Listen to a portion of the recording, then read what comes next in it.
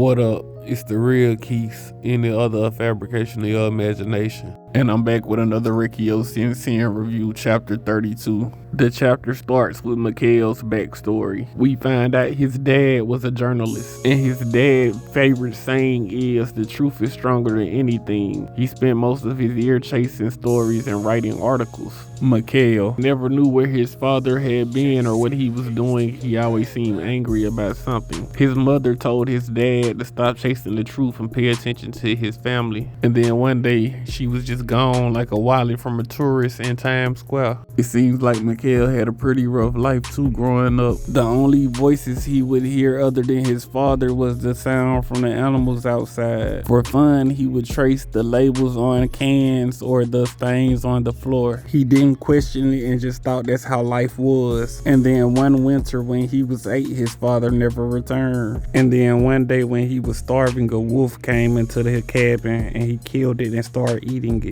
And that's when the strangers came into his cabin and they thought it was impressive that he took it down by himself. They told him that his father died in a car accident and asked him, does he know what it means to die? And he seems to not know what it means. They can tell he wasn't properly cared for and said they wanted to help and asked would he like to come with them. They claimed they would give him everything that his parents never could. Warm meals that would fill his stomach, tea and chocolate, a home to keep out the cold, and nights where you can sleep without fear. A purpose and a reason for why he was born. They asked will he help them build a strong nation where no one goes hungry, where everyone is equal and everyone is happy. I believe you have that power. Please lend us your power and we will protect you for the rest of your life. Mikhail accepted the offer. He moved into a new apartment and it seems like his neighbor was kind of worried that the government was using kids to do their dirty work. He seems very concerned and says that he needs to be protected, and unexpectedly he killed the man. The man pleaded for Mikhail not to hurt his wife and son. Mikhail just said, don't worry, your son isn't on the list, but didn't say anything about the wife. As they trained Mikhail to do his job, he learned there were other people like his father that defied the state. That's what happened when you go against the pack. More important than the truth is fulfilling your role in the pack. No matter how noble you are, a lone wolf can't survive once it's separated from the pack.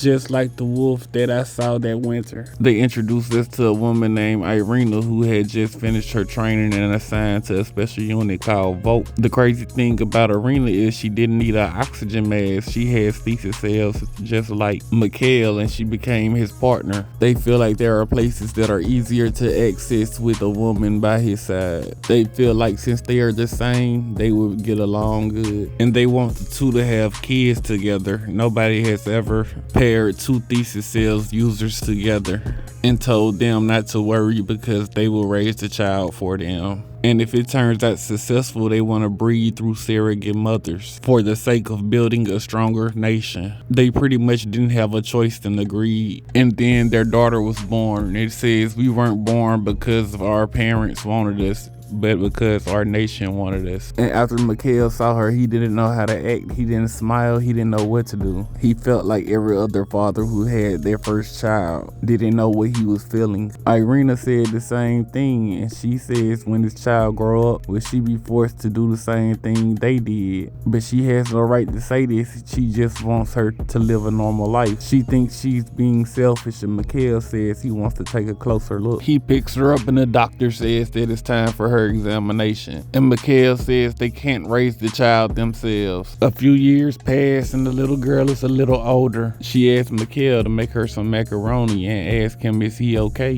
She tells Mikhail that he is bleeding and go get some band-aids for him. And Mikhail wonders, is that okay? Mikhail looks at the bandage and doesn't really know how to feel about it. Zoya was about to fall, but Mikhail caught her, and Irene came and said she heard a big noise. What was that? Both of them were very concerned for Zoya and wondered if she had any injuries and was she okay. And Mikhail thought to himself, the thought of this child disappearing, for the first time I felt fear. Children from parents, parents from children. We've taken their lives away countless countless times. It's too late to say that now, but even so, he wants to keep his daughter away from bloodshed and asks if he keeps fighting, will his daughter be able to avoid the fighting? And they tell him, I don't know. Well, if there's no need, we won't force her to fight. They ask, did something happen? And Mikhail replied was no. And then it pans back over to the fight. Russia Prime Minister think that it was a good decision to give Mikhail a family. He doesn't care about pain. He isn't afraid of dying either. If he were alone, he would have already died on some mission long ago. Truly an obedient wolf, well suited for the pack. Luong Tho says that he's strong, but she needs to calm down. It's okay even if he can track her movements by scent, as long as she doesn't let him catch her. Tho shoots him and then he falls onto the ground and she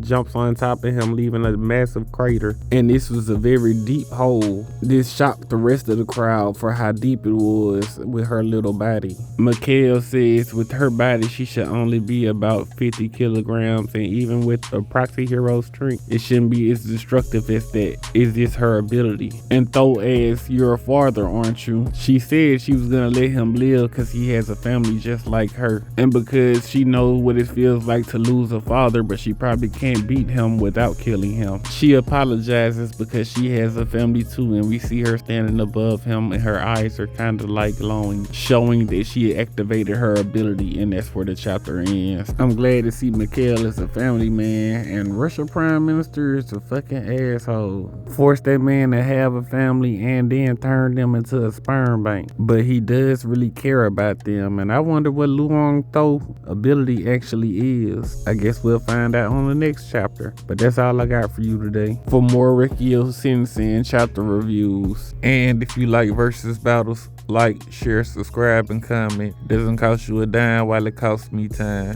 Follow Universal Debates on Facebook and follow my other pages. You might find content there that you might not find here. I also created a subreddit for all the tournament style media like DCKO, Tenkaichi, Record of Ragnarok, and Majo Tyson, etc. All links are in the description.